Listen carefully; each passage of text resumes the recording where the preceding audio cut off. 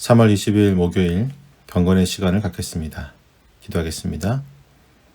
사랑의 하나님, 이 시간 주님의 말씀 앞에 겸손히 나아갑니다. 저희의 마음을 열어주시고 성령님께서 깨닫게 하시며 말씀을 온전히 이해하고 받아들이는 은혜를 허락하여 주옵소서.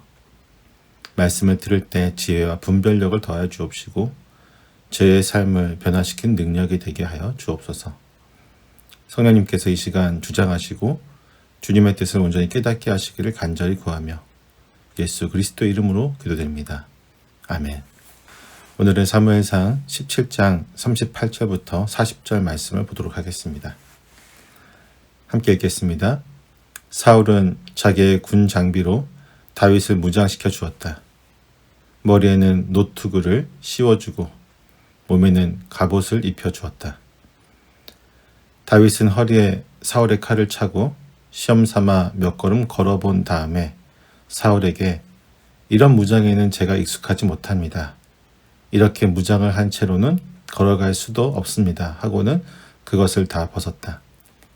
그렇게 무장을 해본 일이 없었기 때문이다.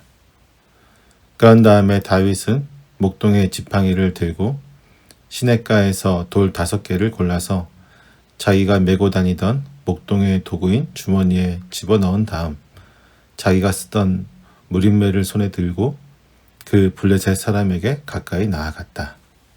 아멘. 우리의 인생에는 피할 수 없는 싸움이 있습니다. 크든 작든 누구나 삶의 전투를 경험하게 됩니다.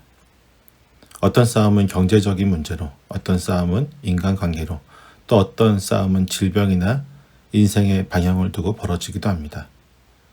그 싸움을 어떻게 준비하는 것이 지혜로운 것일까요? 우리는 흔히 더 강한 무기를 갖추면 이길 것이라고 생각합니다. 더 많은 지식, 더 많은 돈, 더 많은 환경, 더 큰 힘이 필요하다고 여깁니다. 그러나 하나님께서는 그러한 싸움 방식을 원하시지 않으십니다. 오늘 본문에서 다윗은 사울이 주는 갑옷과 칼을 벗어버리고 자신이 평소 익숙해했던 목동의 무기를 들고 골리앗 앞에 서게 됩니다. 이 장면을 통해 우리가 우리의 싸움을 인생에서 어떻게 준비해야 하는지, 무엇을 의지해야 하는지 함께 살펴보겠습니다. 사울은 다윗에게 먼저 자신의 군복과 노투구, 갑옷을 입히고 칼까지 주었습니다. 38절을 보면 사울은 자기의 군 장비로 다윗을 무장시켜 주었다. 머리에는 노투구를 씌워주고 몸에는 갑옷을 입혀 주었다. 라고 고백하고 있습니다. 사울이 다윗에게 준 것은 당시 이스라엘에서 가장 좋은 전투 장비였습니다. 사울은 이스라엘 백성 가운데서도 키가 큰 편이었고 강한 자였습니다.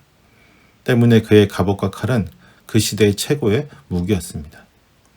그러나 이것이 정말 다윗에게 필요한 무장이었을까요? 다윗은 사울이 자신에게 준 무장을 가지고 하나님께 나아가지 않습니다. 사울은 다윗이 하나님의 이름으로 싸울 것이라 인정하면서도 정작 싸움의 방식은 여전히 세상의 방법을 고수하고 있습니다.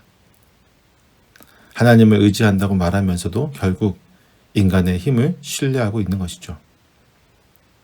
우리도 이와 같은 실수를 범할 때가 많이 있습니다. 하나님을 믿는다고 하면서도 세상의 방법을 먼저 찾게 됩니다. 문제를 해결하려 할 때 기도보다 계산이 앞서고 하나님의 뜻을 구하기보다 사람의 조언을 더 신뢰할 때가 있습니다. 그러나 하나님께서 주시는 승리는 세상의 방식과는 다릅니다. 우리는 세상의 무기로 싸우는 것이 아니라 하나님이 주시는 무기로 싸워야만 합니다. 39절에서 다윗은 이렇게 반응합니다. 이런 무장에는 제가 익숙하지 못합니다. 이렇게 무장을 한 채로는 걸어갈 수 없습니다. 사울의 갑옷과 칼은 최고의 장비였지만 다윗에게는 오히려 거추장스러웠습니다. 그의 몸에 맞지 않았고 자유롭게 움직일 수도 없었습니다.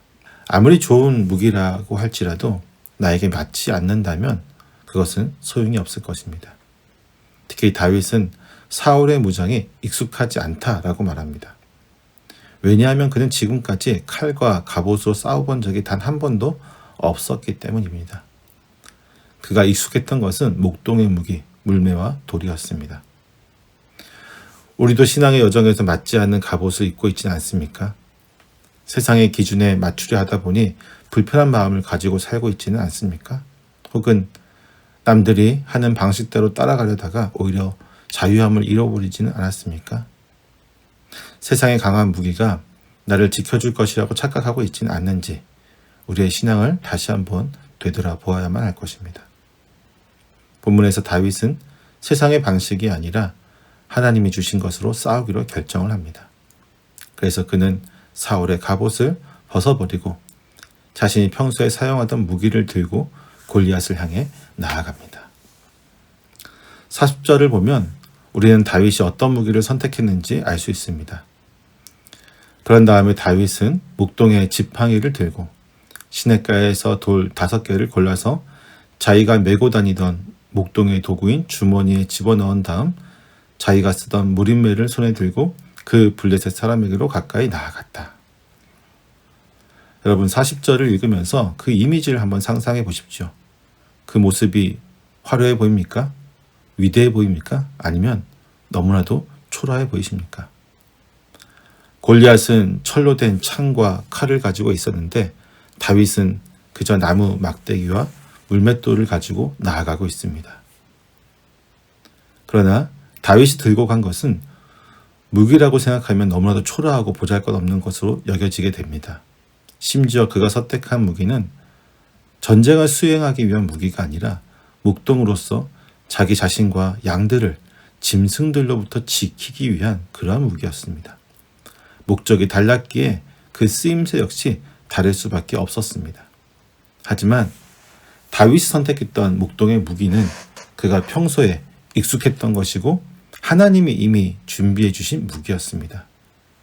사울의 갑옷과 칼은 인간의 장인이 만든 것이었지만 다윗이 들고 간 돌은 하나님이 만든 것이었습니다. 세상 사람들은 인간이 만든 강한 무기를 의지하지만 하나님을 신뢰하는 사람은 하나님이 준비하신 것으로 싸웁니다. 오늘 우리에게도 하나님이 이미 준비해 주신 무기가 있습니다. 그것이 무엇일까요?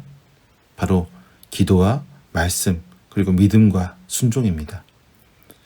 이것이야말로 세상의 그 어떤 무기보다도 강한 힘을 가진 하나님이 주신 무기입니다. 지금 우리 손에는 이 중에서 그 어떤 무기가 들려 있습니까? 다윗은 사울의 갑옷을 벗어버리고 자기가 익숙한 무기를 들고 나아갔습니다. 세상은 강한 무기와 방어력을 갖춰야 승리한다고 말을 합니다. 하지만 하나님은 세상의 힘이 아니라 하나님을 의지하는 믿음이 승리를 가져온다고 말씀하십니다. 우리는 지금 우리가 싸우고 있는 영적 전쟁에서 무엇을 의지하고 있습니까? 혹시 세상의 갑옷을 입고 무거운 마음으로 살고 있지는 않습니까? 혹시 하나님이 주신 무기보다 사람의 방법을 더 신뢰하고 따르고 있지는 않습니까? 다윗처럼 세상의 갑옷을 벗어버려야만 합니다. 하나님이 이미 우리에게 주신 믿음의 무기를 붙잡고 나아가야 할 것입니다. 그럴 때 다윗이 골리앗을 이긴 것처럼 우리도 하나님께서 예비하신 승리를 경험하게 될 것입니다.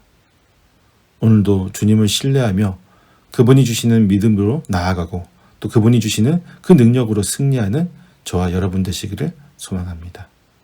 기도하겠습니다. 거룩하신 하나님, 오늘도 저희에게 귀한 말씀을 주시고 세상의 갑옷을 벗어버리고 주님이 주시는 무기로 싸울 수 있도록 인도하여 주시며 감사를 드립니다. 주님, 저희가 때때로 세상의 방법을 따라가려고 하고 사람의 기준에 맞추려 하며 눈에 보이는 강함을 의지하려고 할 때가 많이 있습니다. 그럴 때마다 다윗이 골리앗에게 나아갔던 것처럼 주님께서 이미 허락하신 믿음의 무기만을 가지고 나아가게 하여 주옵소서. 이제 저희가 세상의 방식이 아니라 오직 주님의 뜻을 따라 살기만을 소망합니다. 기도와 말씀, 믿음과 순종으로 무장하며 저희가 맞닥뜨리는 모든 영적 싸움에서 승리하게 하여 주옵소서. 오늘 하루 저희의 삶 속에서 다윗처럼 주님을 온전히 신뢰하는 믿음으로 살아가게 하시고 주님께서 맡기신 자리에서 주님의 능력과 지혜로 행하게 하옵소서. 어떤 상황 속에서도 저희를 인도하시는 하나님을 의지하며 담대하게 나아가도록 저희를 붙잡아 주옵소서. 감사드리오며 살아계신 예수 그리스도의 이름으로 기도드립니다. 아멘.